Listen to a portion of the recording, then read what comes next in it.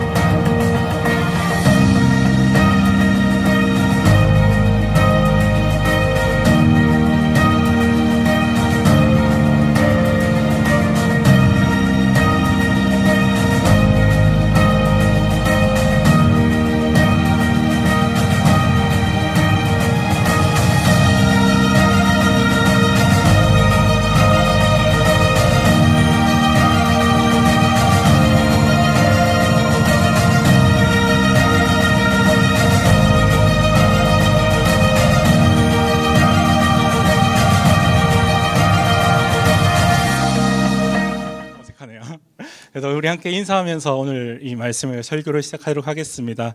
우리 양옆으로 보면서 어색하지만 잘 왔습니다 한번 인사하면서 오늘 말씀 들어갑니다. 잘 왔습니다. 네, 너무 반갑습니다. 저는 청소년부를 담당하고 있는 박성대 전사입니다. 지난 1월 한 달 동안 저희 청소년부는 4번의 말씀을 보았습니다. 하나님께서 우리에게 희망을 주셨는데 그 희망의 요소가 어떤 것들인지를 보았어요. 우리가 첫 번째로는 빛을 얘기했습니다. 그리고 두 번째 희망의 이유는 사랑, 그리고 진리, 마지막 지난주는 그리스도 예수를 나누었습니다. 우리 청소년들 기억나요? 땡큐. 네, 그렇게 예수를 나누었습니다. 우리의 삶이 여전히 희망이 없고 비참한 것만 같은 세상을 살아갑니다. 그런 상황에 놓여 있습니다. 그럼에도 우리에게 빛을 주셨고 사랑을 주셨고 진리를 주셨기 때문에 우리에게 희망이 있다라는 메시지를 나누었어요. 그 중에 첫 번째로 우리 지난 2월 첫 주였던 2월 1일 날 나누었던 예수 그리스도에 대한 얘기를 나누면서 오늘 메시지로 들어가겠습니다. 사도 바울이라는 사람은 우리 다 알고 있을 것입니다. 지난주에 한 친구를 신방했는데 성경에 참 많은 인물들이 나오지만 사도 바울만큼은 기억납니다 라고 하는 친구가 있었어요. 기억나죠? 네, 많은 인물들이 있지만 그중에 사도 바울은 많이 들었기 때문에 이 사람은 내가 기억하고 있습니다 라는 말을 들었습니다. 이 사도 바울은 예수님을 만났습니다. 그래서 눈이 완전히 가려워졌다가 눈을 뜨게 되었죠. 이 얘기는 다들 아시는 이야기일 겁니다. 그렇게 예수 그리스도의 마음을 완전히 알게 된 것입니다. 그리고 이 로마서를 쓰게 되는데 이 로마서를 통해서 선언합니다. 하나님의 의로움이 나타났다.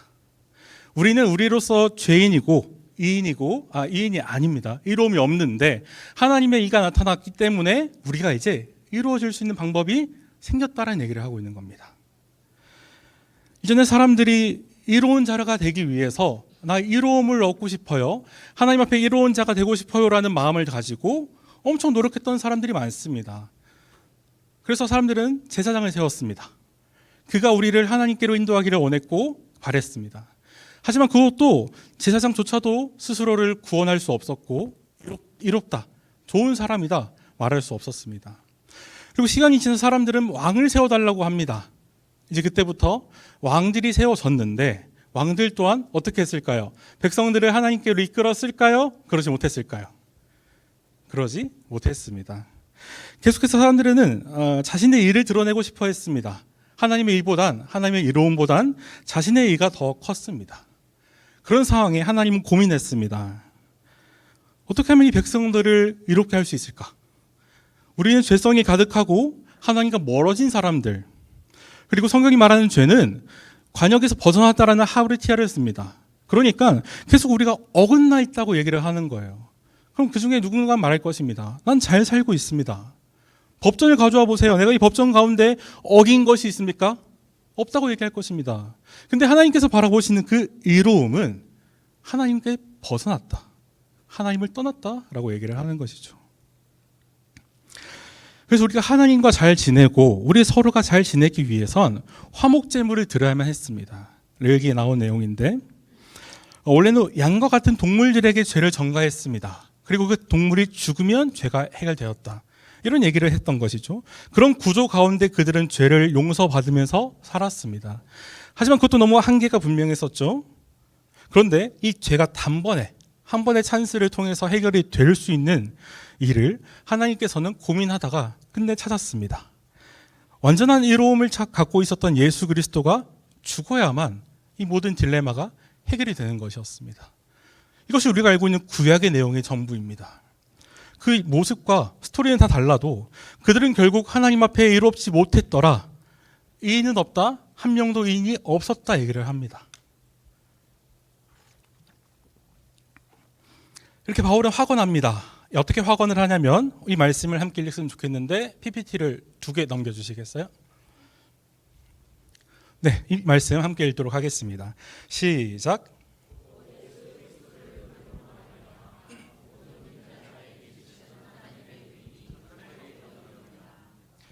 네, 하나님이 해결하신 사건을 바울이 보았습니다. 그렇게 예수님 만나게 되었고, 이 바울이 선포를 하는 거예요. 이제는 하나님이가 나타났고 그것엔 차별이 없다고 얘기를 합니다. 바울은 사실 누구보다 차별하는 자였습니다. 자신의 기준으로 죽어야 할 자가 있었고 살아야 할 자가 있었습니다. 그래서 죽어야 할 자를 보면 그는 살기가 등등해서 바로 죽여버렸습니다. 그랬던 그의 삶의 변화가 찾아왔다면 딱 하나, 그리스도를 만난 것이죠. 예수님 만나서 그는 바뀌었습니다. 사람들을 죽이는 자였습니다. 그런데 이제는 예수님의 성품을 보니까 예수님은 절대 사람을 죽이는 자가 아니었습니다. 되려 살리는 자였기 때문에 이제 바울은 사람들을 살리기로 결정했습니다. 근데 여기까지 들으면 참 이것은 희망의 소식, 기쁨의 소식이 됩니다. 그렇죠? 근데 우리 삶에는 어떤 변화가 일어났냐고 묻고 싶은 겁니다. 교회를 다닌다고 해도, 이게 제가 방금 말씀드린 건 복음의 기초인데, 이 복음의 기초를 알고 있다고 해도 내 삶이 달라지지가 않습니다. 그렇죠? 하나님이 해결을 했다고 얘기를 하는데, 그는 죄를 해결했고 죽음을 해결했습니다. 근데 그 죄와 죽음이 여전히 내 삶에 영향을 끼치고 있는 것 같습니다. 하나님이 해결을 다 하셨다기에는 우리는 여전히 고통도 있고 고통 때문에 힘들어하는 사람도 있습니다. 하나님은 도대체 뭘 해결하셨나 물어볼 수 있는 것입니다. 성경은 우리를 어떤 해결을 하셨는지를 말씀해 주시는데, 그것을 우리가 바로 알아야 합니다. 그렇게 되면 자연스럽게 하나님이 뭘 해결했는지를 알게 된다면 성경이 우리를 누구라 말하는지, 우리의 정체성이 무엇인지를 또한 해결할 수 있게 될 것입니다. 이렇게 서론을 좀 했는데 서론이 좀 길었습니다. 오늘 이야기로 바로 들어갈게요. 한번 넘겨주세요. 3개를 넘겨주세요. 그러면 네, 감사합니다. 이 질문을 하면서 오늘 설교로 들어가겠습니다. 당신은 행복한가요? 입니다. 질문하겠습니다. 당신은 행복하십니까? 부럽네요. 아마 여러분 중에 이 질문에 자신 있게 행복합니다 말할 수 있는 분은 많지 않을 거라고 제가 적었는데 맞는 것 같아요. 다시 하겠습니다. 어쨌든 행복하지 않은 사람이 있을 것입니다. 그렇다면 이유를 찾아야 됩니다. 왜 행복하지가 않죠? 왜 우리 삶에는 특히나 더 신앙의 연체가 쌓이고 신앙 생활을 열심히 하신 분들도 막 교회에서는 밝아 보이지만 집에 가게 되면 집에서는 또 다른 모습을 보이는 경우가 있게 된다는 것입니다. 그럼 우리는 이유를 찾아야 됩니다. 그냥 힘들다고 해서 신앙은 우리에게 그렇게 영향이 없나 보다 낙심하는 게 아니고 이유를 찾아야 돼요. 분석을 해야 됩니다. 우리는 왜 행복하지 않습니까? 하나님은 우리에게 성경의 그 어디에도 어떠한 고통도 어떠한 문제도 완전히 없애주겠다고 말씀하신 적은 없습니다. 성경을 잘 찾아보시면 하나님께서 너에게 이제 그리스도를 믿는다면, 믿음이 있다면 그러면 너에게는 아무 문제도 없고 다 잘 될 거고 너의 삶은 완전 그냥 다 좋은 일, 이렇게 얘기한 적은 없다는 것입니다. 신앙이 있는 사람 그리고 신앙 없는 사람 놓고 봤을 때 둘 다 억울한 일 생기고 나쁜 일 생겨요. 그렇지 않나요? 그래서 누군가는 오해합니다. 신앙인이라면, 그리고 그 신앙인이 기도를 열심히 하고 그리스도를 위해서 열심히 봉사한다면 그 사람에겐 좋은 일만 있을 거라고 생각합니다. 근데 절대 아닙니다. 애초에 성경의 인물들부터 고난당하고 이 고난은 우리가 생각했던 것보다 더 이상의 문제고 아픔이었습니다. 그래서 때로는 차라리 이럴 거면 신앙을 가지지 말자. 그냥 신앙이 없는 채로 문제를 맞이하면 그냥 내 마음대로 할 수 있으니까 그냥 신앙이 없는 것이 더 효율이고 신앙을 가진 것이 더 손해처럼 느껴질 때가 있습니다. 정말로 진짜 여러분 그렇다면은 이렇게 우리 청소년들 아동부들 생각해 보세요. 이렇게 많은 선배님들이 선생님들이 또 우리 부모님들이 지금까지 신앙을 왜 유지할까요? 이것 또한 우리가 설명할 수 없을 것입니다. 그들은 어떻게 신앙을 오래 유지할 수 있었습니까? 그리고 우리는 정말 이 질문의 대답처럼 행복해질 수 있을까요? 진짜 성경이 말하고 있는 행복한 삶을 살아갈 수 있을까요? 자, 오늘 바울은 로마서를 기록하고 있습니다. 그죠? 이 로마서를 왜 썼습니까? 질문한다면 이전에 율법 교사들과의 분쟁이 계속해서 로마 교회 가운데 있었습니다. 그래서 사람들의 그런 분쟁이 생기고 이게 맞아 저게 맞아 사람들이 싸우고 나니까 확실히 이거 바로 잡아야겠다. 우린 그걸 신학이라고 부르죠.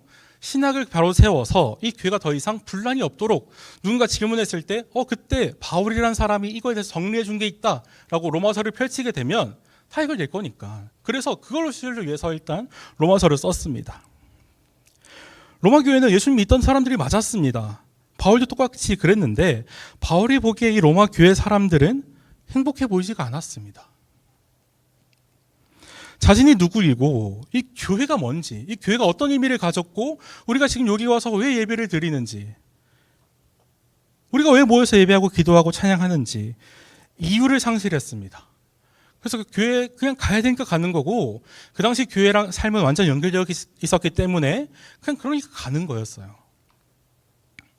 그럼 바울은 이제 그런 이제 보여지는 헛수고의 신앙생활은 그만둬라. 진짜 우리가 신앙생활 하는 이유는 여기에 있다라는 내용을 담은 것이죠.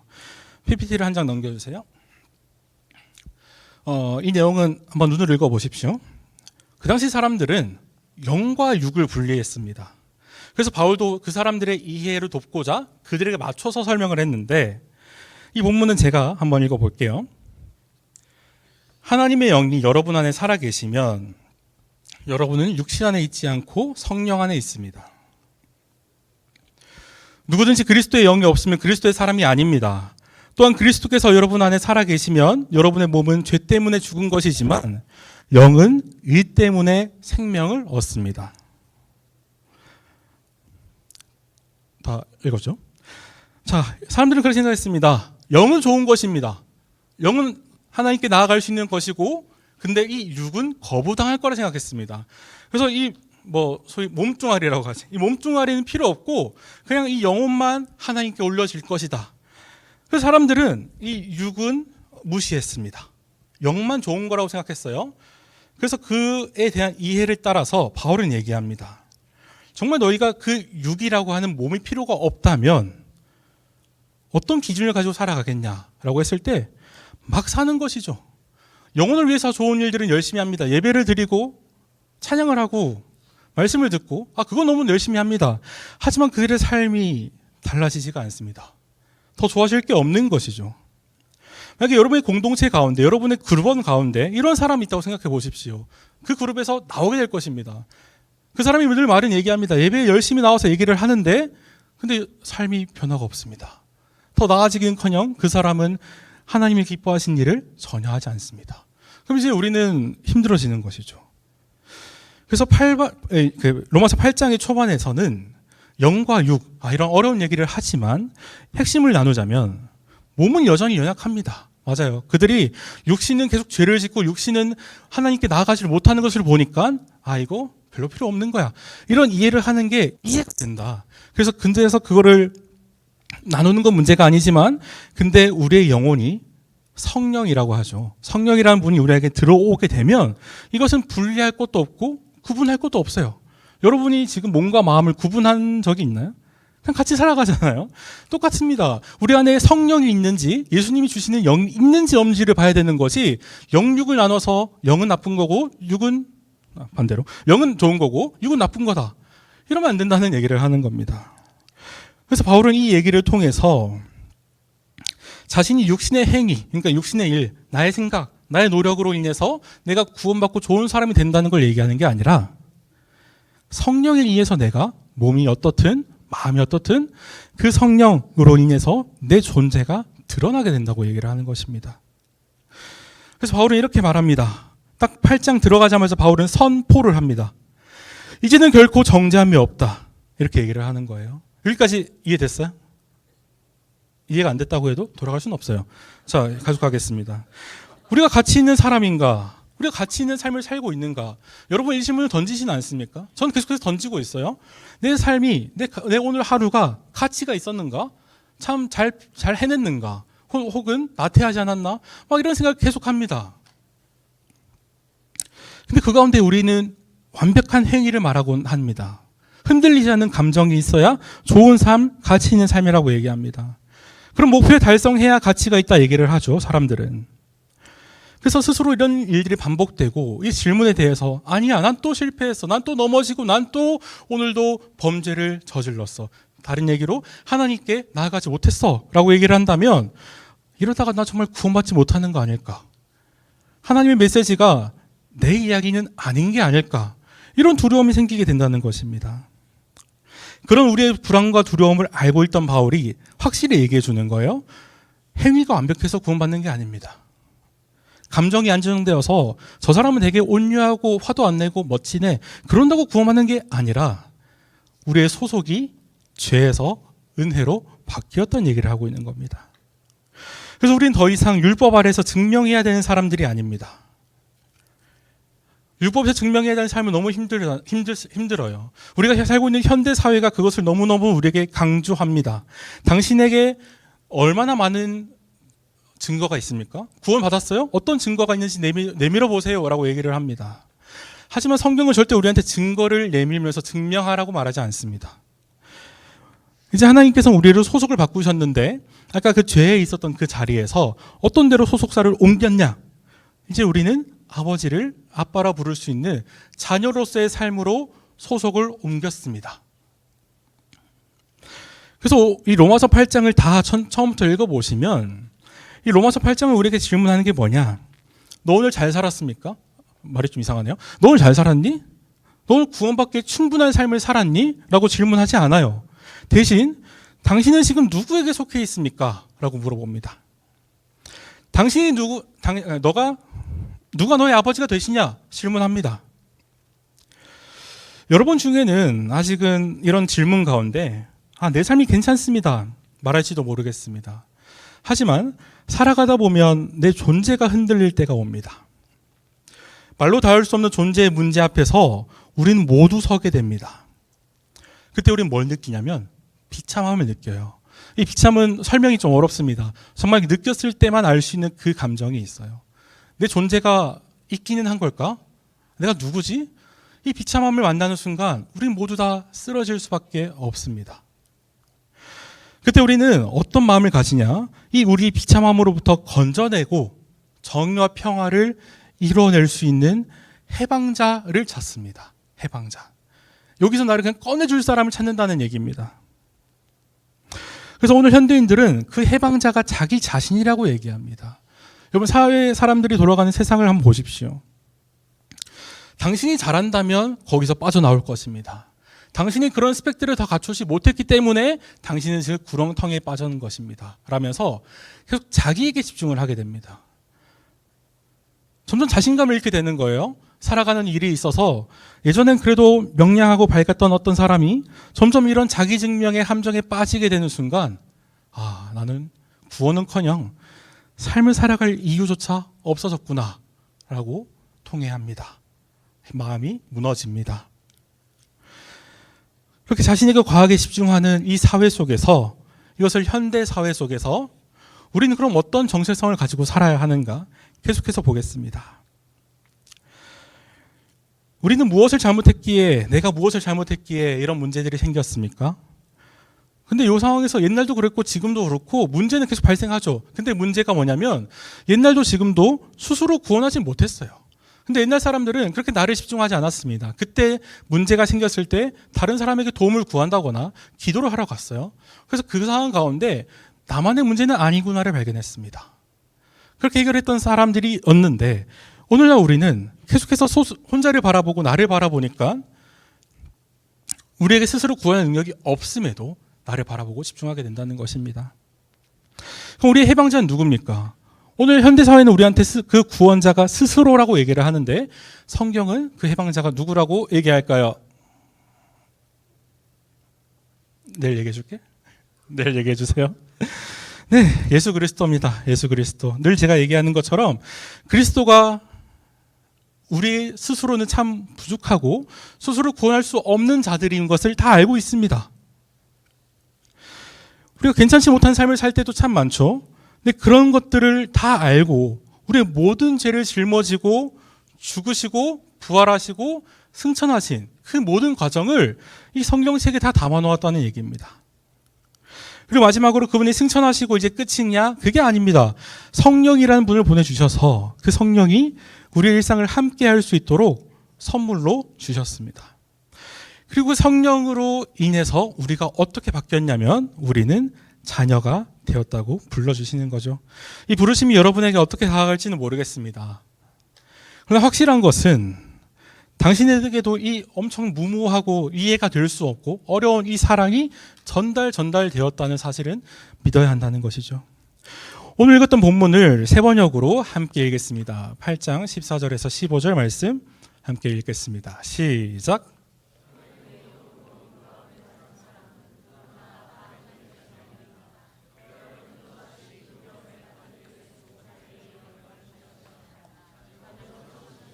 받았습니다. 그래서 우리는 그 영으로 하나님을 아빠, 아버지라고 부릅니다. 아멘. 네, 바울이 3장에서 얘기했던 것처럼 우리 차별이 없습니다. 이 구원의 은혜 가운데 우리의 상태가 달라서, 우리의 상태가 어떠해서, 우리의 기분이 어떠해서, 또한 감정이나 태도, 상황이 어떠하다고 해서 너는 구원받지 못하고 너는 구원을 누릴 수 있다 얘기하지 않아요. 차별이 없다는 것은 우리 모두에게 이 선물이 주어졌다는 얘기를 하고 있는 것입니다. 자녀가 되기 위해서, 여러분 혹시 이게 좀 이상한 질문이지만 자녀가 되기 위해서 시험을 치러 보신 적이 있습니까? 난 자녀가 되기 위해서 이 시험을 치렀어. 뭐 자녀고시 같은 거 치러 본 적이 있습니까? 아무도 없을 것입니다. 있다고 하면 안 돼요. 아무도 없을 것입니다. 우리는 다 그냥 아버지가 자녀를 자녀로 여김으로 인해서 자녀가 된 것이지, 내가 잘했으니까 나 자녀 됐겠지? 이상한 말이라고요. 나도 무슨 말인지 모르겠어요. 이런 얘기를 한다고요. 자, 자녀는 아버지가 이렇게 자녀로 여김으로 인해서 되는 겁니다.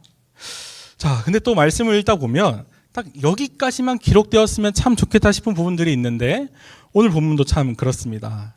오늘 본문도 여기서 끝나지 않고 계속 이어가는데 8장 17절 말씀도 함께 읽겠습니다. 시작.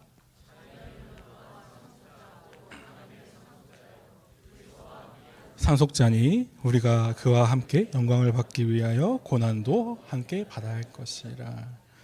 그 옛날에 상속자들 드라마 명대사 알아요? 왕관을 견뎌라, 무게를 건드라? 그런 얘기가 있었는데 약간 그런 느낌의 이야기입니다. 하나님 우리에게 영광을 주십니다. 이 영광이 좀 어려운데 우리를 가치 있다고 여겨준다는 얘기예요. 하나님 우리 영광스럽게 여겨주십니다. 그리고 이 무기력하고 무능한 내가 하나님께 찬양 올려드릴 때, 우리 오늘 예배 때 찬양했던 것처럼 이렇게 찬양 올려드릴 때 아무런 일이 일어나지 않는 게 아니라 하나님께 영광을 올려드리게 되는 것이죠. 이때 아까 얘기했듯이 우리 상태가 다르다고 해서, 내 기분이 상했다고 해서 그걸 안 받으시냐? 아니라고요. 사별이 없고 우리 모두가 그 영광을 올려드립니다. 그리고 하나님도 우리에게 영광을 주십니다. 그렇게 하나님을 경배하며 찬양할 때 영광 받으시는데 또한 우리를 영광스럽게 인도하신다. 참 좋은 얘기입니다. 근데 여기서 뒤에 좋다고 말하기 좀 애매한 문장이 하나 있는데 고난도 함께 받아야 할 것이니라 라고 말합니다. 하나님 영광은 참 좋습니다. 저를 영광스럽게 여겨주셔서 제가 힘들게 살아가는 일상 가운데 저를 가치롭게 여겨주세요.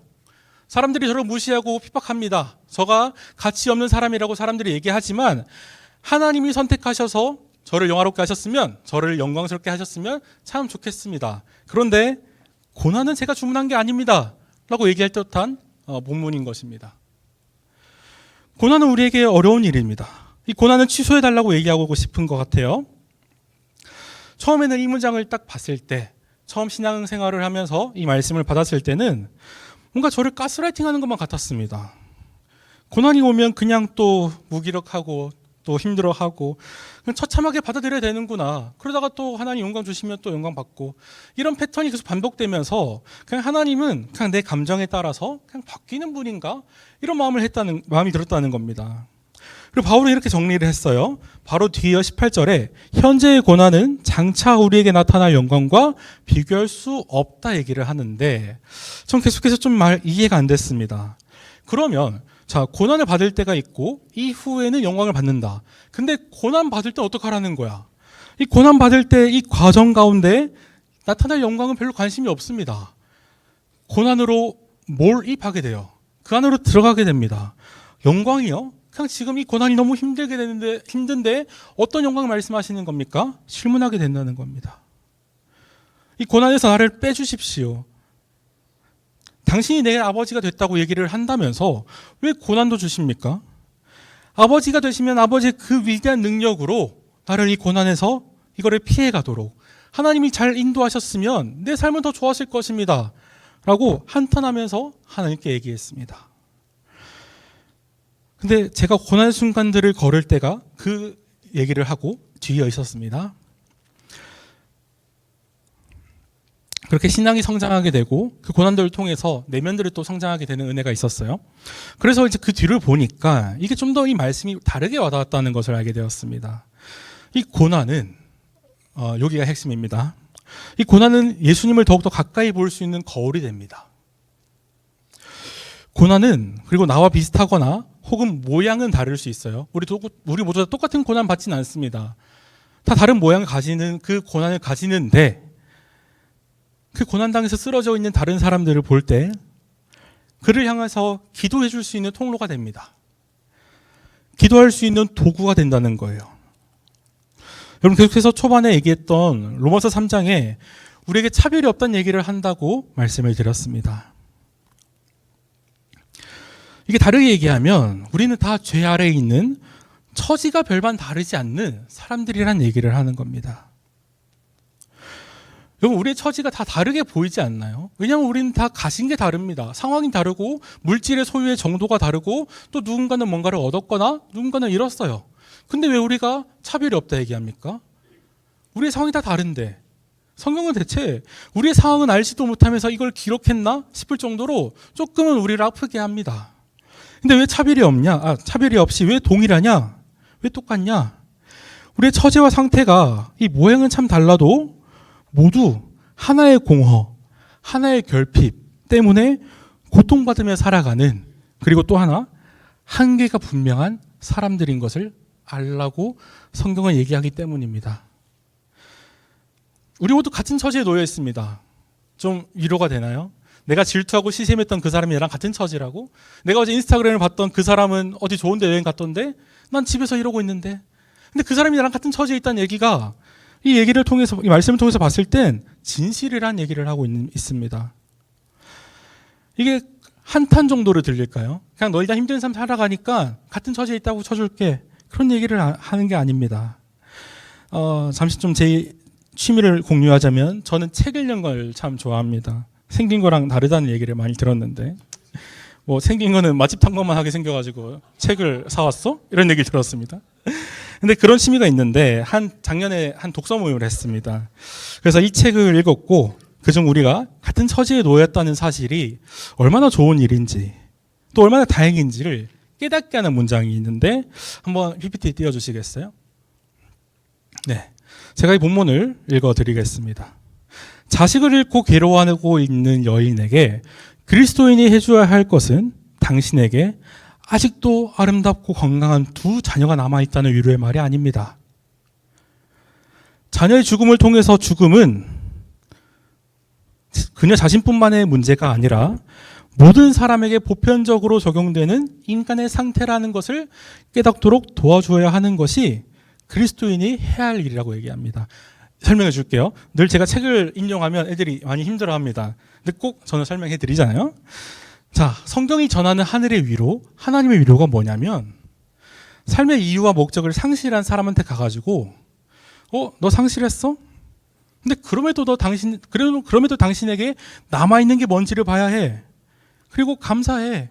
하나님이 여전히 너 사랑하시잖아. 감사해야 되겠지? 이게 하늘의 위로가 아니라고 얘기합니다. 그냥 상투적으로 그랬군요. 힘든 일이 있으셨군요. 상실했군요. 그래도 하나님 당신 사랑하시니까 괜찮습니다. 만약 여러분들이 진짜 힘든 가운데 이런 말 들었다 싶으면 되게 무너질 것 같지 않습니까? 하나님은, 하늘의 위로는 우리가 느끼고 있는 이 고통, 불안, 두려움, 죽고 싶은 마음, 당신만이 느끼고 있는 특별하고 뭔가 특이한 다른 게 감정이 아니라 오늘을 살아가는, 그리고 옛날에 살아갔던 그 모든 사람들 모두의 공통적인 고민이고 상태였다는 것을 얘기할 때 진짜 그게 하나님의 주시는 위로가 된다고 저 책은 얘기하고 있는 것입니다. 다들 아무 문제가 없어 보이죠. 내가 문제야. 내가 문제고 내가 잘했으면 망칠 것이 없었어 라고 말하곤 합니다. 아니요. 우리 모두가 차별 없이 느끼며 살아가는 한계라고요. 그래서 차별이 없다는 얘기가 하나님이 모두를 차별하지 않는다는 얘기도 되지만 우리의 상태가 나랑 우리 청소년 친구들 그리고 우리 찬양팀 친구들 전사님들이랑 처지가 다르지 않다는 소식은 꽤나 저한테는 감사와 기쁨의 이유가 되었습니다. 왜냐고요? 단순히 나랑 같은 처지에 있는 사람이 좀 있네? 이런 게 아니라 저 사람들과 그 고통에 대해서 얘기를 나눌 수 있겠다. 여전히 고통과 상실 가운데 힘들어하는 그 사람을 두고 우리가 함께 대화 나눌 수 있겠구나. 그러면서 그 가운데 그리스도의 사랑을 전할 수 있겠구나. 이게 희망의 이유가 되었습니다. 그래서 성경은 단순히 이 고난을 미화하지 않아요. 그냥 괜찮아질 거야. 다 의미 있는 일일 거야. 라고 쉽게 말하지 않습니다. 왜냐하면 하나님도 우리의 고통을 알고 계십니다. 수년 동안 계속해서 기도하고요. 자신의 문제, 자신의 감정의 문제를 두고 아픔을 두고 하나님과 씨름하고 있는 한 형제를 알고 있습니다. 좀 나아지는 것 같아 보이면서도 조금만 더 내가 기도하고 좀 더 내가 잘한다면 우리 가정 화목해질 수 있을 것 같은데 또 싸우고 있는 가정을 보게 돼서 낙심하고 있는 한 형제를 봅니다. 그럼 그들에게 줄 수 있는 위로는 그래도 하나님 남겨주신 게 있잖아. 감사해. 가 아니라 당신이 느끼는 그 감정을 나도 느끼고 있고 그리고 그 느낌을 느끼는 그 감정을 제일 최고조로 느끼면서 죽임당하신 분이 있는데 그분의 의도는 딱 하나. 우리를 사랑하셔서 그 일을 하셨다. 그런 분이 계시다는 사실이 우리 모두에게 위로가 된다는 얘기를 하는 거예요. 그 모든 고통과 우리 아픔을 초월해서 우리를 위해서 죽으신 분, 그분이 우리의 뭐가 된다고요? 아버지가 되신다는 얘기를 하는 겁니다. 이게 진짜 하늘의 위로입니다. 하늘의 소식이고 하늘의 소망입니다. 성경에서 이 아들과 아버지의 관계를 설명하고 있는 비유가 하나 있는데 여러분 다 아실 것 같아요. 돌아온 탕자라는 비유가 있습니다. 돌탕이라고 얘기하잖아요. 나만 그렇게 얘기하나요? 돌탕 비유가 있습니다. 간단히 얘기하면 그냥 늘릴게요. 돌아온 탕자 이야기. 한 아버지가 있어요. 근데 이 아버지에게 두 아들이 있습니다. 근데 둘째가 갑자기 어느 날 이상한 소리를 합니다. 아버지가 살아있지만 없는 셈치고 이 재산을 상속해 주십시오. 내 분깃을 주십시오. 이거는 지금도 여러분들 생각해 봤을 때 말이 되나요? 아버지가 살아있는데 그냥 없는 셈치고 돈만 좀 주세요. 입금해 주세요. 이럴 수 없잖아요. 근데 그땐 더더욱 큰일이었습니다. 아버지의 권위가 완전히 무너지고 가정의 평화나 가정의 질서가 완전 깨지는 일을 이 둘째가 한 것입니다. 그리고 더구나 첫째가 해도 문제였지만 둘째가 했다는 건 더 큰 문제였습니다. 이거 나는 오늘 죽을 거예요 라는 얘기를 좀 더 어렵게 얘기한 겁니다. 그런데 아버지는 그의 요청을 들어줬을까요? 안 들어줬을까요? 들어줬어요. 잘하네요. 들어줬습니다. 그래서 그에게 진짜 아버지가 살아있는데 두 아들한테 분필단을 줬어요. 자, 이런 상황에서 며칠이 안 돼서 둘째 아들은 이걸 가지고 재테크를 잘해서 투자를 잘해서 완전 떼부자가 되었더라 이런 얘기일까요? 아니요. 그는 어떻게 되냐면 바로 다음 절에 먼 나라에 가서 허랑방탕하게 재산 다 낭비하였더니 라고 얘기합니다. 뭔가 엄청난 계획이 있어 보였는데 계획도 없던 놈이었던 거예요. 그래서 그냥 이렇게 거기서 거지가 되었습니다. 그래서 타국에서 알바를 하면서 파트타임 알바를 하면서 정건근근 살아가게 된 거죠. 자, 도저히 안 되겠는지 차라리 웃긴 발상을 하는데 자신의 아버지에게 가서 나를 종으로 써달라, 나를 자신을 일꾼으로 써달라 얘기합니다. 아마 이때 이 사람의 마음은 약간 제가 원고에 쓴 대로 얘기하면 다른 아저씨 밑에서 일하는 것보다 친한 아저씨 밑에서 일하는 게 낫지 않나? 이런 생각을 했던 것 같습니다. 그래서 오케이, 친한 아저씨 밑으로 가야 되겠다. 그는 고향으로 돌아가서 아버지의 집으로 가게 됩니다. 다 아는 내용이죠? 자, 이제 이 상황에서 우리 생각합니다. 그럼 이제 아버지가 이제 들어가서 이제 완전 이제 잡돌이하고 얘는 이제 종이 되고 막 이럴 거라고 또 생각하는데 성경은 늘 우리 생각과 다르게 갑니다.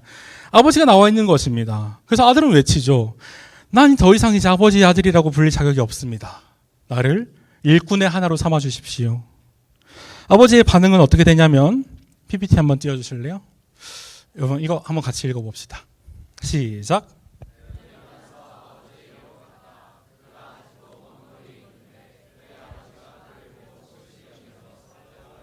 목을 껴안고 입을 맞추었다.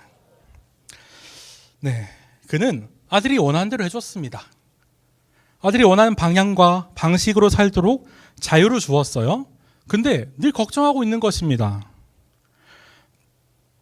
그를 매일 기다렸던 것 같아요. 그래서 마침내 그가 오는 것이 보이고 그를 향해서 어떻게 합니까? 달려갑니다. 저는 이 부분이 좀 이해가 안 됐습니다. 뛸 정도로 반가웠나? 왜 달려가지? 여기서 이유가 분명히 있을 텐데 라는 고민이 빠졌고 좀 더 이 내용을 묵상했습니다. 그러기 위해선 이 책이 누가복음이라는 것을 알았어야 했는데 누가복음에서만 이 내용을 기록하고 있어요. 그리고 누가복음의 목적은, 기록했던 목적은 하나님 아버지의 마음을 알려주고자 썼습니다. 그러니까 여기서 우리가 주목해 봐야 될 것은 아들이 이상한 짓 했다, 실패했다 이런 얘기가 아니라 아버지가 왜 저렇게 했는가를 봐야 돼요. 누가복음을 읽을 때는. 그래서 아버지는 달려갔어요. 왜? 당시 가정, 그리고 이 당시 가족은 지금 우리처럼 이런 가족의 분위기가 아닙니다. 집안의 질서가 분명했고 잘못하고 있는 자녀가 있고 잘못하고 있는 사람이 있다면 징계를 분명히 해야 했었어요. 바르게 돌아올 수 있도록 법이 세워졌습니다. 그것을 율법이라고 하는데 이 율법에 어떤 내용인지 좀 살펴봤습니다. 신명기 21장 18절에서 21절 말씀. 조금 길지만 한번 읽어보겠습니다. 시작.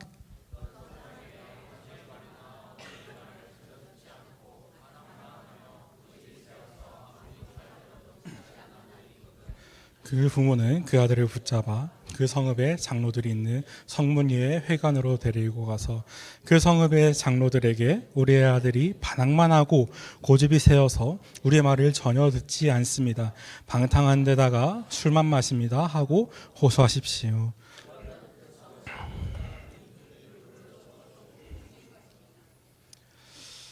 저는 이 율법을 보면서 누가복음의 내용을 정리했습니다.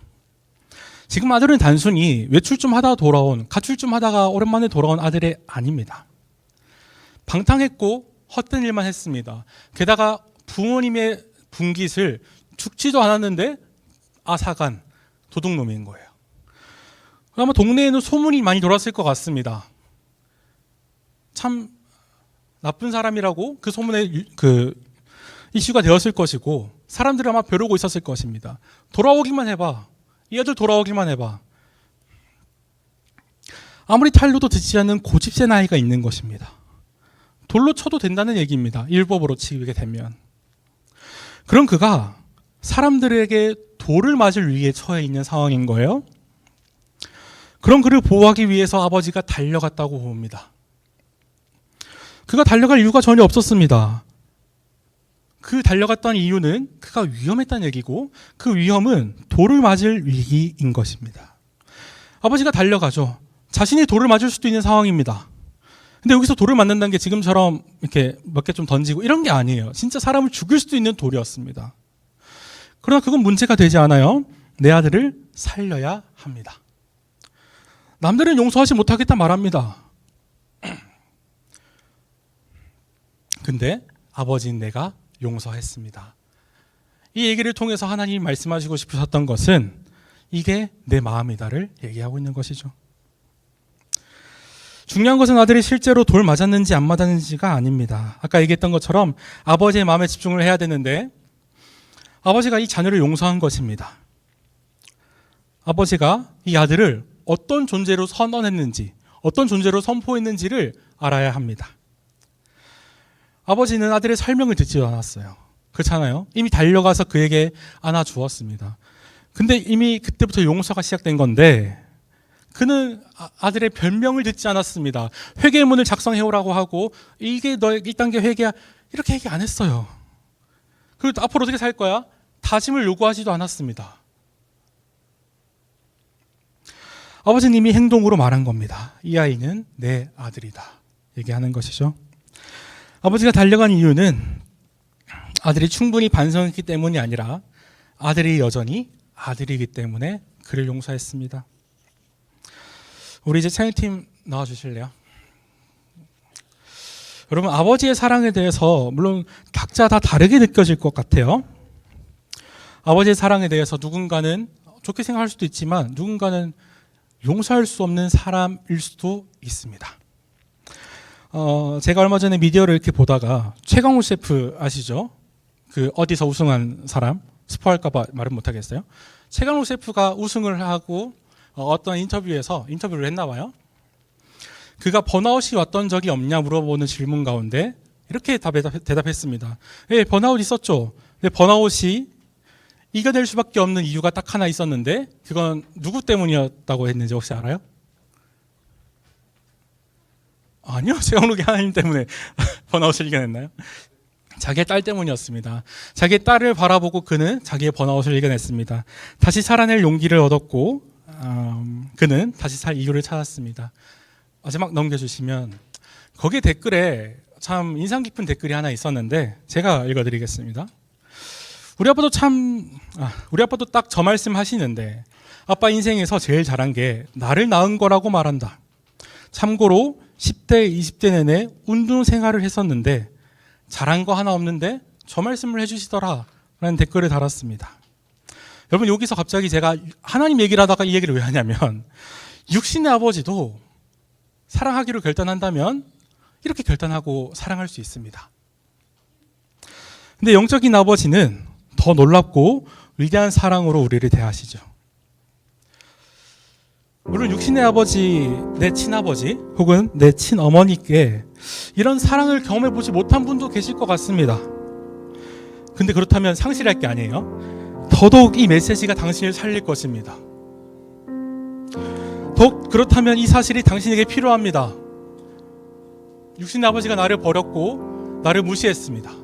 저 댓글에 있는 사람처럼 나를 지켜봐 주지 않았다고 하더라도 육신의 아버지는 그렇게 한계가 분명하지만 우리의 영적인 아버지 하나님은 우리를 이렇게 사랑하신다는 메시지가 우리를 바꾸기엔 충분한 메시지가 될 것입니다. 우리 이제 뒤에 조명 좀 꺼주시고 제 이야기를 짧게 나누면서 우리 이제 기도의 자리로 좀 나아갔으면 좋겠습니다.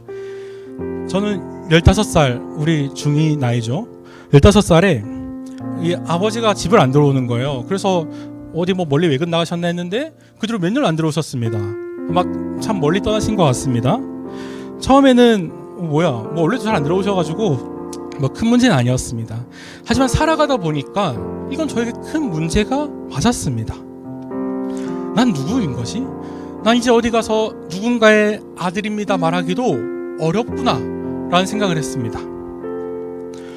그렇게 멘붕이 왔어요. 그런 가운데 겨울 수련회를 가게 됐습니다. 지금 이 자리처럼 겨울 수련회 캠프를 참석했는데 아직도 참 기억에 남는 것은 거제의 한 교회를 갔습니다.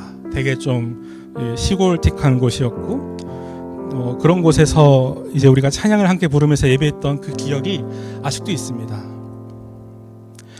그리고 기도의 시간이 되었고 이 찬양을 우리가 함께 불렀어요. 아바 아버지라는 찬양을 하고 경배를 하면서 제 안에 들었던 확신은 이것입니다.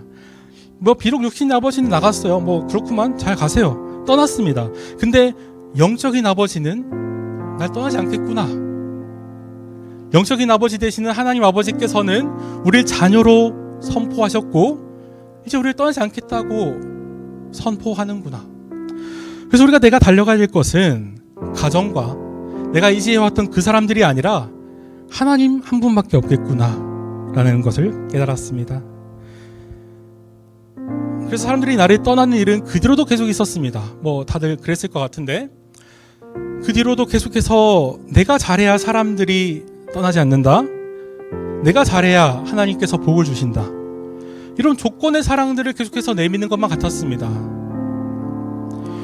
근데 하나님께서는 그런 것들을 다 거둬주시고 내가 그렇게 어렵고 힘들어하고 있는 그 상황 가운데 다른 사람들을 저런 비난할 수 있었을 것 같습니다. 하지만 아무런 조건 없이 내 마음을 고치기 위해서 달려오는 분이 한 분 있었는데 그게 누구라고요? 예수 그리스도입니다. 나는 나를 모릅니다. 그때도 그렇고 지금도 알아가는 중입니다. 근데 완전히 나를 아시는 분이 계시고 나를 이해해주는 분이 계십니다.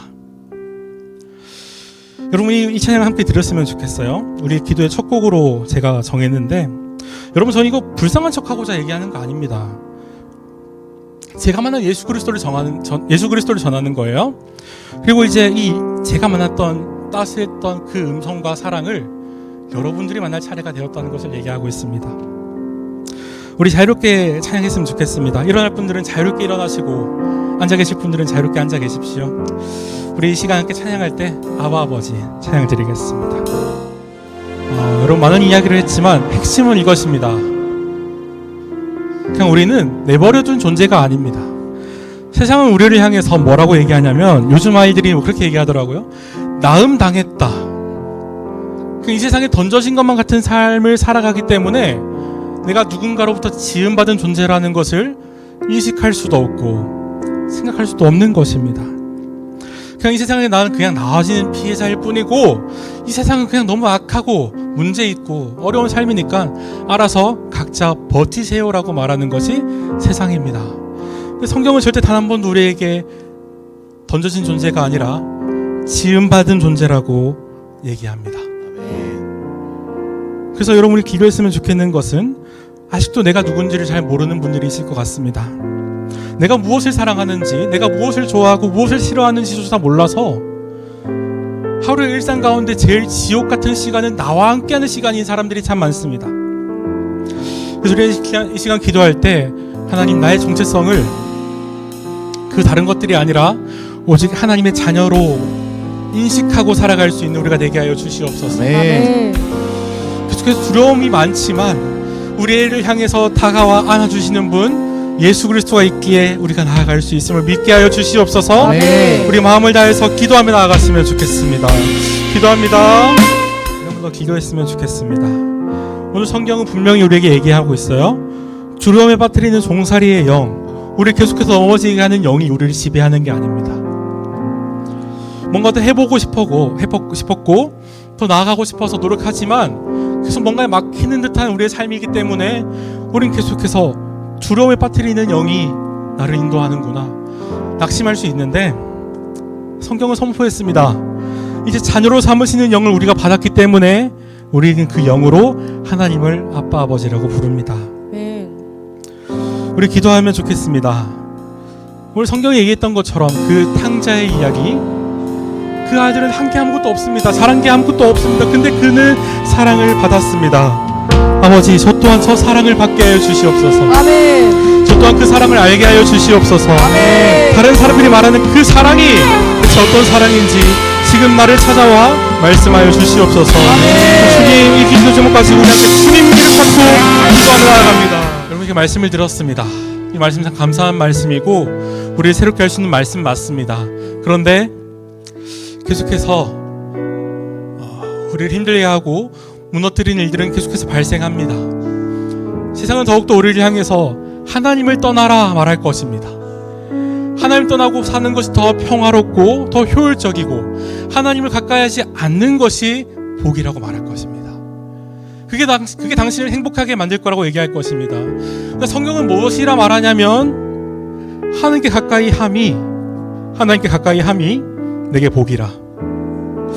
내가 주 여호와를 나의 피난처로 삼아서 주의 모든 행적을 전파하리이다.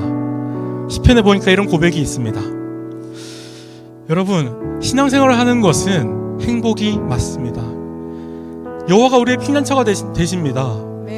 그래서 우리가 두려운 일, 어려운 일 많이 당할 것입니다. 그런데 그때 우리가 어디에도 갈 수 없다면 정말 그것은 낙심할 삶이 맞습니다. 낙심할 만한 삶이 맞습니다. 근데 여호와가 나의 피난처가 되신다 얘기합니다. 아멘. 달려갈 곳이 있는 것과 없는 것은 큰 차이가 있습니다.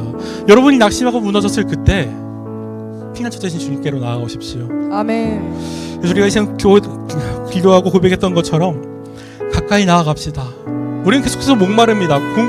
공허가 있고 결핍이 있고 우리 가운데 채워지지 않는 사랑이 있습니다. 그때 우리가 바라봐야 될 것은 내 사랑을 채워줄 누군가가 아니라 오직 하나님, 여호와 하나님밖에 없음을 믿습니다. 아멘. 그래서 그냥 기도했으면 좋겠습니다. 좀 길게 기도할 텐데 주님께 가까이 가길 원합니다. 아멘. 주님 우리 피난처 되심을 알길 원합니다. 아멘. 그래서 우리의 삶이 무너지고 힘들 때 자존하는 것이 아니라 하나님께 나아갈 수 있게 하여 주시옵소서. 아멘. 피난처 되신 주님께 나아갈 수 있게 하여 주시옵소서. 아멘. 우리 삶이 변화될 수 있게 하시고 오직 주님만 더욱더 사랑하는 우리가 되게 해달라고 주님으로 자꾸 기도하겠습니다.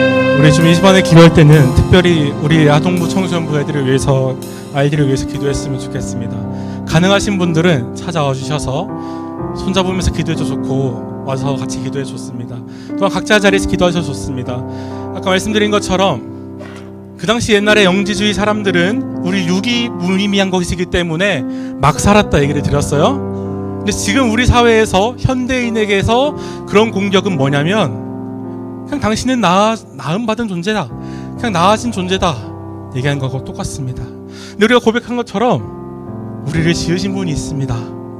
그는 우리를 지으시고 나서 괜찮네 정도가 아니라 기쁨을 감탄을 금치 못하셨습니다. 아멘. 그게 여러분의 존재고 제 존재입니다. 아멘. 근데 그것을 우리가 깨닫기가 너무 힘듭니다. 세상은 계속해서 우리를 향해서 공격합니다. 너의 삶은 그냥 그렇게 살다 가는 것이 끝이다 얘기를 하는데, 사랑하는 여러분, 그리스도가 그렇게 허망한 죽음을 하지 않으셨습니다. 여러분들과 저를 위해서 온전한 값을 치료했습니다. 근데 그게 바로 여러분 때문에, 또한 우리 때문에 그것을 치르셨습니다. 그래서 우리 사랑하는 어른 선생님들, 성도분들 요청드리는 것은 우리 아이들을 위해서 좀 기도해 주십시오. 그 세상을 살아갈 때 우리는 흔들리지만 우리 아이들이 그때 흔들리지 않게 해달라고 기도해 주셨으면 좋겠고, 우리의 피난처 되시는 분은 오직 하나님 되심을 우리가 믿게 하여서 우리가 흔들리고 주저앉고 무너지는 그 삶을 살아갈지라도 우리 아이들에게 찾아와 주시고 우리 아이들이 피난처 되신 주님께 나아갈 수 있게 해달라고 그 기도 제목 가지고 흔들리지 않는 우리 아이들 되게 해달라고 기도하며 나아가도록 하겠습니다. 우리 마음을 다해서 아이들을 위해 기도하며 나아갑니다.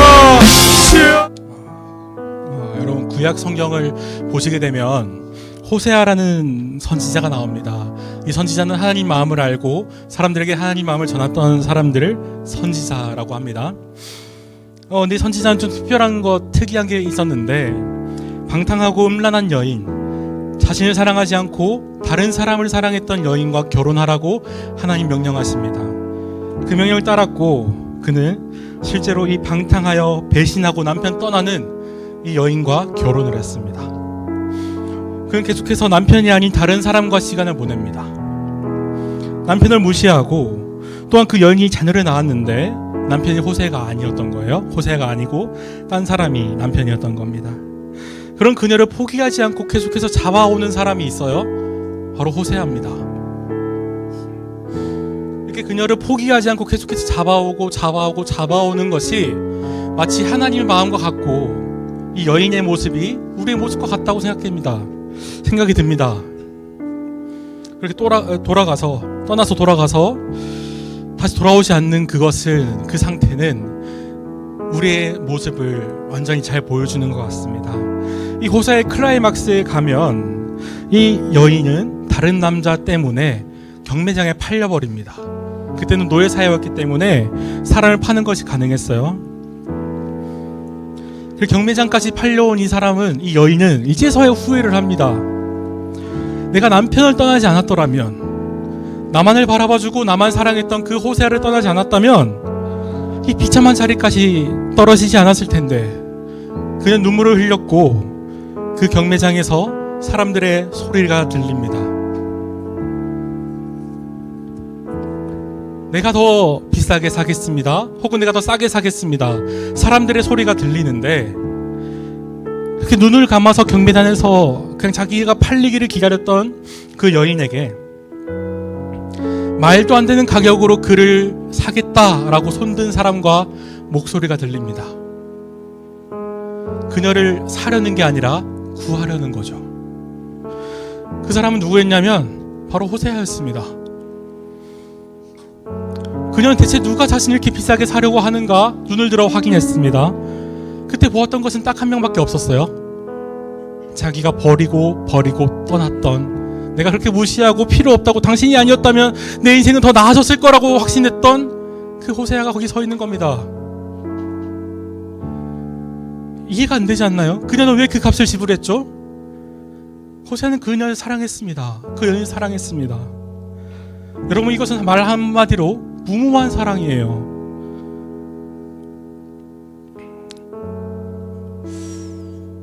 우리를 위해서도, 우리가 또 그분을 돌아서고 또 돌아서고 도망가다 하더라도 더 비싼 값을 치르고 우리를 구원의 분이 있습니다. 또 퀴즈 내겠습니다. 누구죠? 예수 그리스도입니다. 여러분, 이것이 아직 믿겨지지 않다면 믿음을 달라 기도했으면 좋겠고요. 이 무모한 사랑이 저와 여러분에게 지금 다가왔습니다. 여러분, 어떻게 응답하실 것입니까? 어떻게 반응하실 것입니까? 우리 돌아갑시다. 우리는 계속해서 예수님 떠난 삶을 원합니다. 내가 하고 싶은 대로, 내가 원하는 삶을 살지만 그분이 우리에게 요청합니다. 이스라엘아, 내 하나님 여호와께로 돌아오라. 내가 불의함으로 말미암아 엎드려졌느니라. 그러나 여기서 앞서서 말하는 것은 돌아오라는 것입니다. 우리 지금 한 번 더 기도할 때 이 마음 가지고 기도했으면 좋겠습니다. 그 무모한 사랑이 나에게 왔다는 것을 믿게 하여 주시옵소서. 그 무모한 사랑이 나를 변화시켜서 내 삶이 완전히 바뀌게 하여 주시고, 내 상황은 여전하여도 그리스도가 나를 위해 죽으신 그 사실이 믿겨져서 내 삶이 완전히 바뀌게 되고, 내 마음 가운데 은혜와 기쁨과 충만과 사랑이 충만할 수 있도록 하나님 우리를 인도하시고 도와주시옵소서. 지금 주님 이름 찾고 기도하며 나갑니다. 지체 말고 내게 임하소서. 가난하고 자, 미국 전사님 보면 됩니다. 미국 전사님 렌즈 보세요.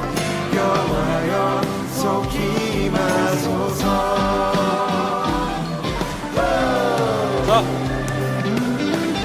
자, 밀착.